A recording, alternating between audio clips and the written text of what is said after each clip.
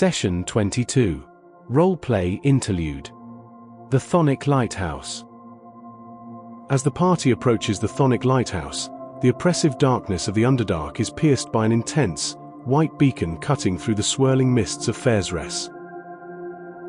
The towering structure looms above, its ancient dwarven stonework weathered but resilient, exuding a sense of forgotten power. The rhythmic sweep of the lighthouse's light reveals faint, crumbled paths and distant shadows dancing against jagged rock formations. A strange tension hangs in the air, as though the lighthouse, once a guide for lost travelers, now stands as a silent guardian over something more ominous below. As we ride, mounted atop our mounts, Isabel's gaze drifts toward Dawnbringer. We have traveled together for quite some time now, and I still have not heard your story, Dawnbringer. Eric has told me about you, the place he found you, but he has kept much of your story private. Would you be interested in sharing your tale? How were things during the age of your creation? Who were your makers? Dawnbringer's voice resonates softly, as it begins to recount its ancient and noble story. Mine tale doth span the ages, far beyond the reckoning of thy present time. During the height of the Netherese Empire, ere the fall of magic itself, was I wrought by hands both wise and bold. I was born unto this world by the will of mine mistress, the Lady Briseis Kane, noble daughter of a line of potent magic. She, an apprentice to the greatest mage that e'er lived, the arch-wizard Ioluum, did seek to fashion a weapon unlike any other, a glaive imbued not with mere steel, but with the very essence of light and life. 'Twas in the city of Sakkars, a floating marvel held aloft by the might of the Mythallar, that I took form. 7 days did the ritual take, and on the 7th I didst awaken, the spark of life given unto me by the grace of Amonator, god of the sun and law. Mine mistress and I did stride together into battle against the fair wretched creatures of the dark, who sought to drain the weave and devour all life that did stand before them. With me in her hand she smote them, for the light of mine blade did burn through the shadow, and the creatures did flee afore the radiance of mine sunlit form. Yet, the days of mine triumph were but fleeting, for betrayal lay not upon the battlefield but in the heart of the empire itself. Ioluum, my lady's beloved mentor, didst vanish from Netherese, leaving naught but chaos and despair in his wake. Mine mistress, heartbroken by his departure, didst turn her grief inward. Abandoning me, she sealed me away within her tomb, casting me into darkness. Long years did I languish there, alone, forsaken, until thou and thine companions didst chance upon me. Though I was fashioned to bring light unto darkness, I am now burdened by mine own dread of it. Ever doth it haunt me, the endless void in which I was cast, and I fear it still, even as I wield the power to banish it. In truth, it is not the battle I fear, but abandonment. To be parted from mine wielder again, 'tis a fate I cannot bear. Eric hath freed me from that fate, yet I still seeketh a champion worthy to wield me truly as in ages past. The radiant blade of Dawnbringer flickers softly. I can still recall Karsus's folly. It was that which did bring about the ruin of all that was. When the foolhardy mage Karsus sought to wrest the very essence of Mistral, goddess of magic, into his own being, he didst unmake the weave itself. The cities of Netherese fell from the sky, and magic was no more. Thus did mine mistress's tomb fall deep into the Underdark, lost for a millennium or more. And now, after long years in shadow, I hath returned to light to serve once more. It is mine purpose, noble artificer, to stand against darkness in all its forms, though I am ever scarred by mine past. Passive history. As the sword speaks, you recall many a legend told to you by your father as he spoke of his long-pursued dreams. During the height of great empire of the Netherese, human mags gained untold knowledge of the weave and magic of the realm. They used this power to create floating cities over the lands of Faerun. The greatest of these mags was an arch-wizard known as Ioluum, born in 3315 years before the Dale Reckoning. Ioluum was a beloved champion of his people and the inventor of the Mythallar. The Mythallar, crystals that were directly tied to the weave, could help create magical items, and powered the floating cities of the Netherese. Beginning in -669 DR, the year of the Shattered Web, a subsurface race of creatures, the Faerim, tormented by the draining of the weave at the hands of the Netherese, began using shadow dwomers to drain the magic and life force of the Netherese. This came to be known as the beginning of the Shadow Age. During this time, a promising young apprentice of the arch-wizard Iuluum arose. From what you've learned from her tomb's hieroglyphs and from what Dawnbringer can share, you learn of Briseis Kame. She was the noble half-elven daughter of Malaith Kame and their noble line, a skilled magic user and a worshipper of Amornator, the deity of law, order, and the sun. As part of one of her many tests under the tutelage of Iuluum, she set to work on the creation of her first sentient magic item. Using the power of her floating city's Mythallar in the city of Sakas, she imbued a glaive with sentience and the divine essence of her deity Amornator in a ritual casting that took 7 days. On the 7th day, the weapon spoke to Briseis, and thus, Dawnbringer was born. Briseis carried the weapon with her as her companion, and fought against the Faerim, using its powerful sunlight magic to drive back the creatures of shadow. In -339 DR, Iuluum, perhaps knowing what was to come, fled Netheril and vanished. This caused a great panic within the Empire.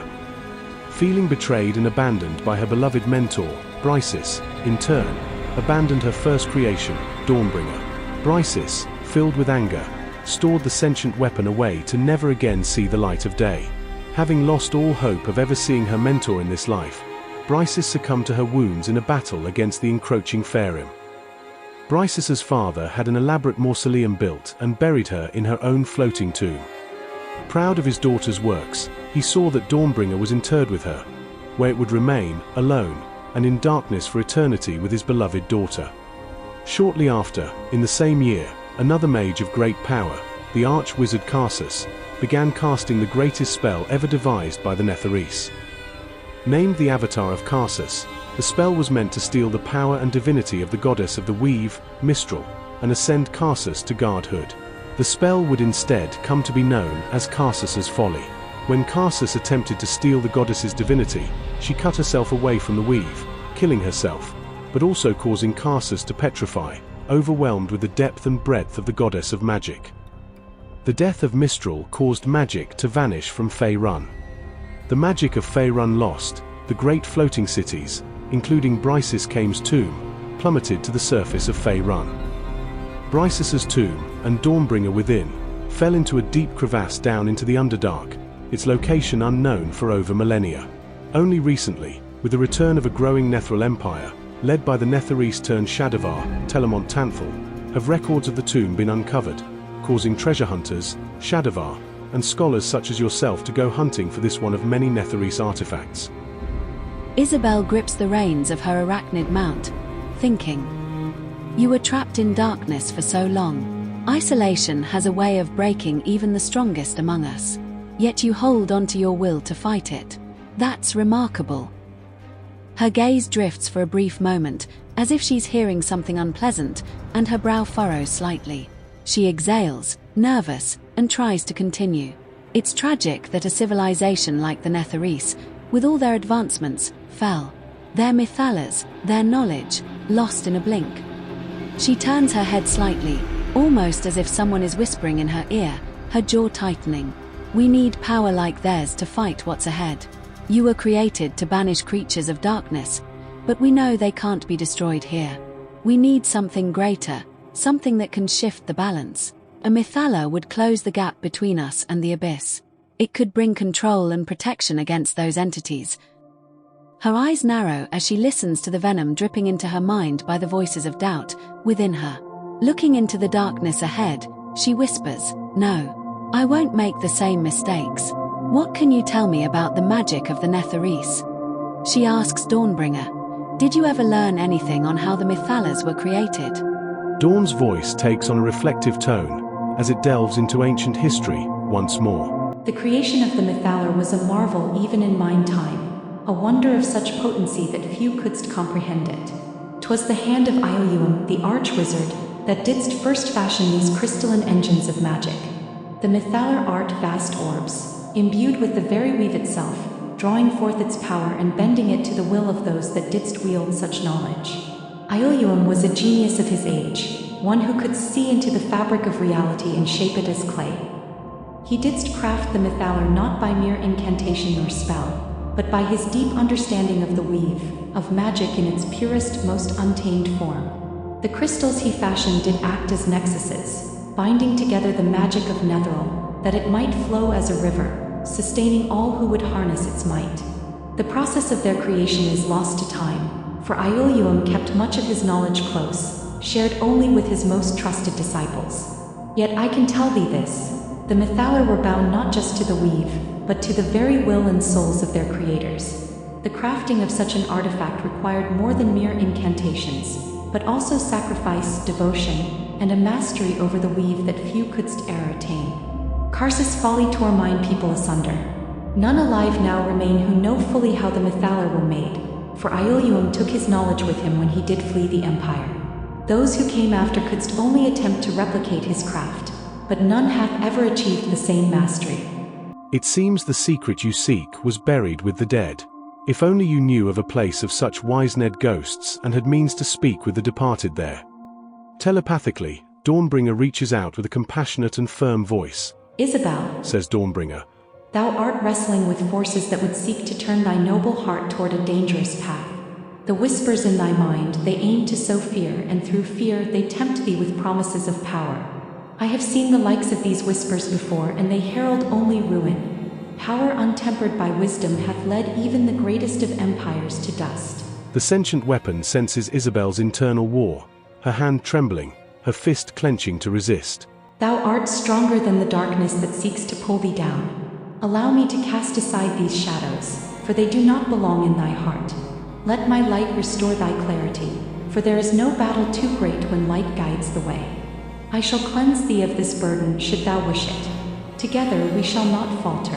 Dawnbringer offers to use her lesser restoration ability to help Isabel break free from the mental strain or influence clouding her thoughts, knowing that this moment of vulnerability is one that, if left unchecked, could lead her friend into a perilous direction.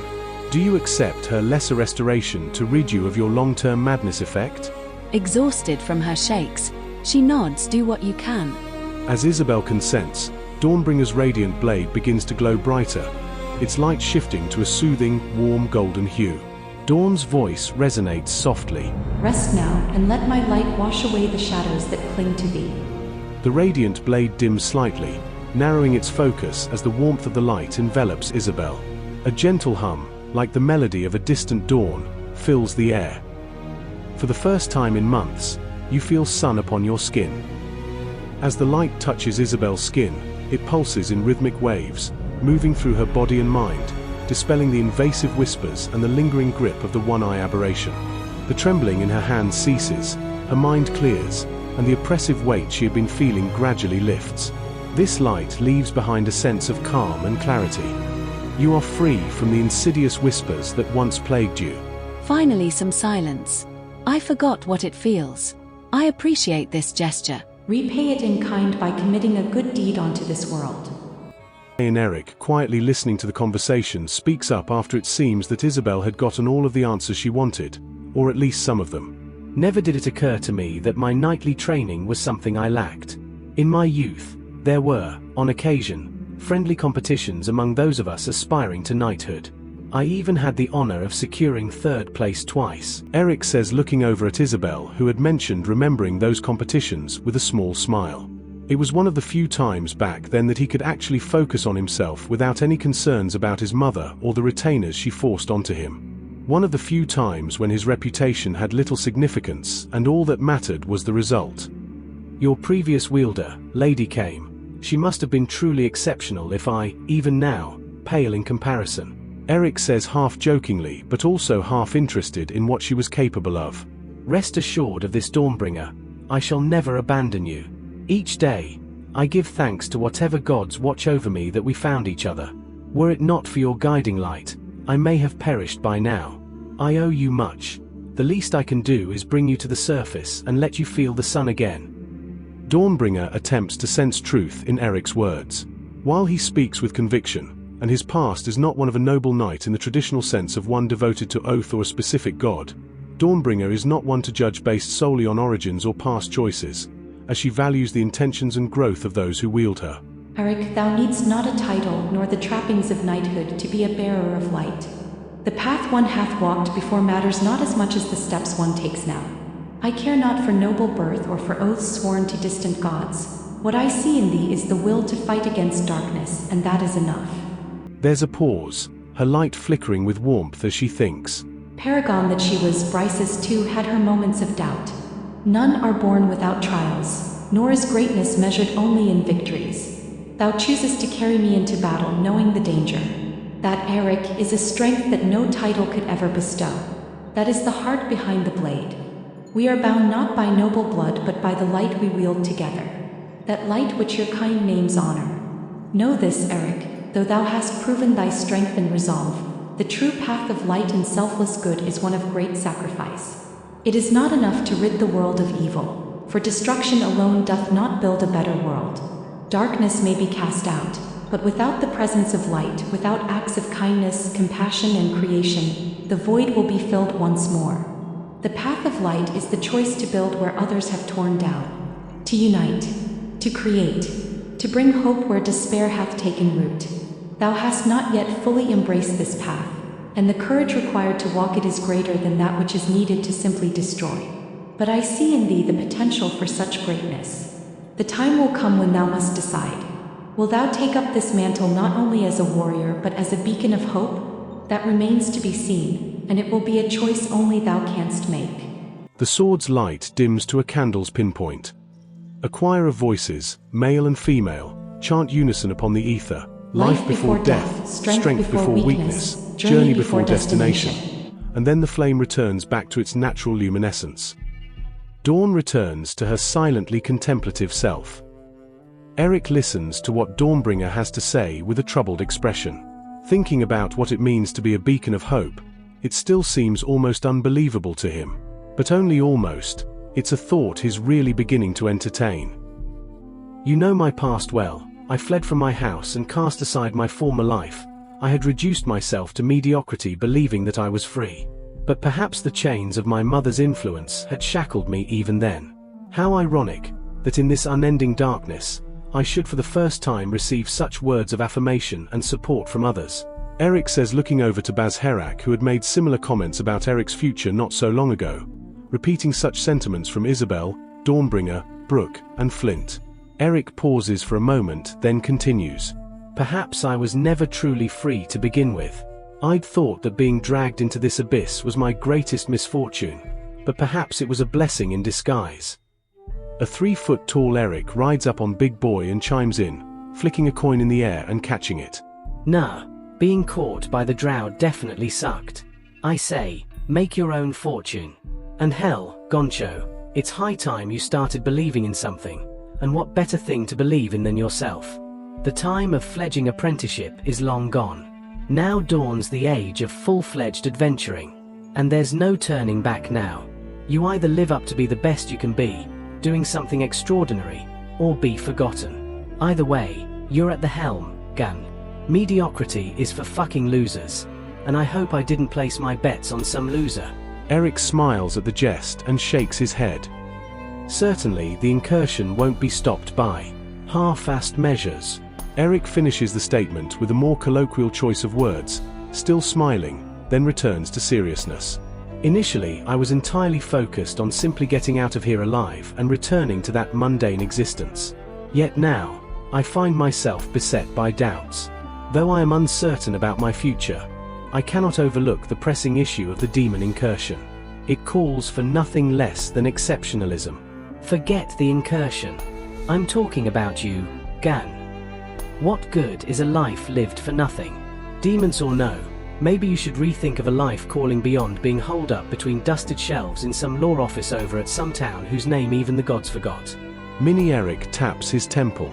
I don't want to return to the taverns at home and tell the tale of Eric, the man who swung a sword for a little bit before retiring at the age of 20 whatever into obscurity. Give me something good to remember you by. For Timora's sake. Put that fucking Intuit charge into an archdemon's maw or something. Wow the crowd. History's got its eyes on you, man. Eric's eyes widen for a moment and he nods to Jimjar before returning to contemplative silence. Mini Eric throws up his hands. Fine. I'll do it myself, I guess. Eric gives him a wide grin, trying to imagine it. If you manage to throw the Intuit charge into an archdemon's mouth, I'll give you 100 GP, big guy. But I'll take the glory for myself if I see the opportunity, he says, still grinning. Bet.